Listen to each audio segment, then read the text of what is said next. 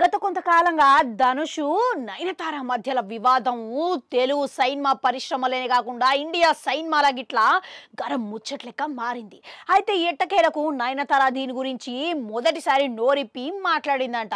ఇటీవలనే ఇచ్చిన ఇంటర్వ్యూలా ఆమెకి ఒక ప్రశ్న ఎదురైందంట. ఇక విలేకరి ఏమని అడిగిందంటే, అంత పేరున్న స్టార్ మీద మీరు బహిరంగ లేఖ రాయనికే అంత ధైర్యం ఎట్లా వచ్చింది అని ప్రశ్నించిందంట.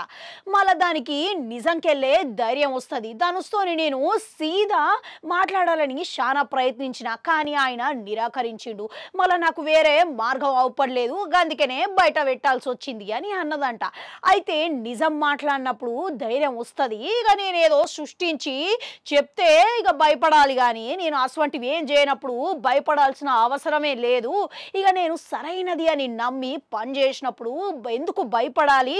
నేను భయపడాలి అని అంటే నేను తప్పు చేయలేదు కాబట్టి నేను భయపడాల్సిన అవసరం లేదు అని చెప్పి చెప్పుకొచ్చిందంట.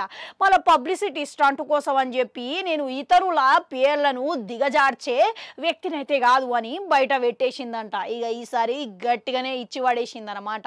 ఇక అసలు ముచ్చట చెప్తా ఇనుకోరి మొత్తం బయట పెట్టిందంట. ఇక ఏమన్నది అని అంటే, విఘ్నేష్ మాట్లాడదామని ఆయన మేనేజర్కు చాలాసార్లు ఫోన్లు చేసిండ్రు, కానీ ఆయన నిరాకరించిండు. ఇక మరోపక్క ఇతరుల స్నేహితుల ద్వారా ఇట్లా మేము ప్రయత్నించాం, కానీ గది ఏది పని జరగలేదు. మేము కేవలం విఘ్నేష్ రాసిన 4 లైన్లు మట్టుకే దాంట్లో ఉపయోగించుకోవాలి అని అనుకున్నావు. ఇంకా అందుకోసమని మేము నిజంగా ప్రయత్నించినావు. ఇక ఎంత చేసినా కానీ గది పని జరగలేదు.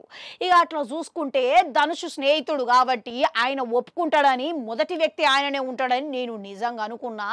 కానీ ఎందుకో కానీ ఆయనకు ఇక ఈ లైన్లు వాడుకోవడం ఇట్లా ఇష్టం లేదని నాకు అర్థమైంది.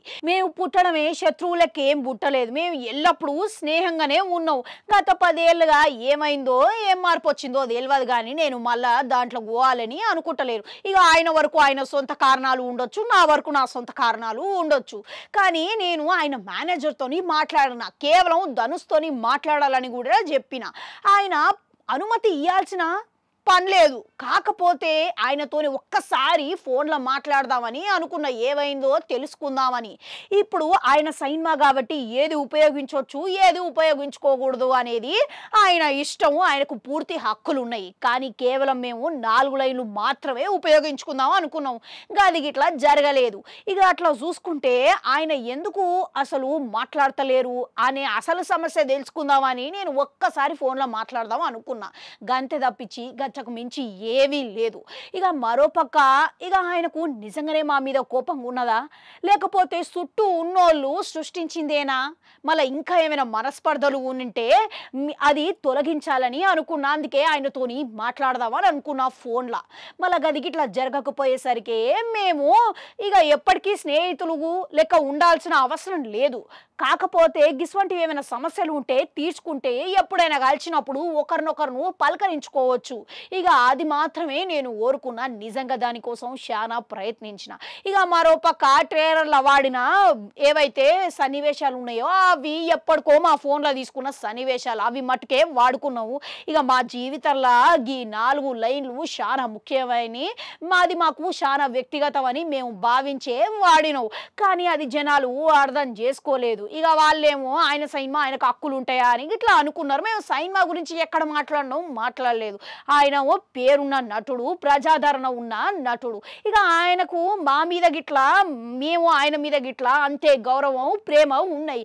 కానీ గిసువంటివి ఎదురైనప్పుడే చూసినప్పుడే ఎందుకో చాలా బాధగా అన్యాయంగా అరపడుతుంది అని చెప్పి నయనతార ఆమె ఆవేదన వెళ్ళబుచ్చిందంట. ఇక విన్నారు కదా మొత్తము పూర్తిగా ఈ ముచ్చట ఏందా అనేది బట్ట బయలు చేసి చెప్పింది.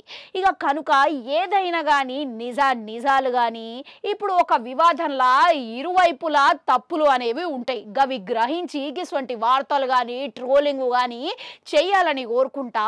మళ్ళీ కలుద్దాం.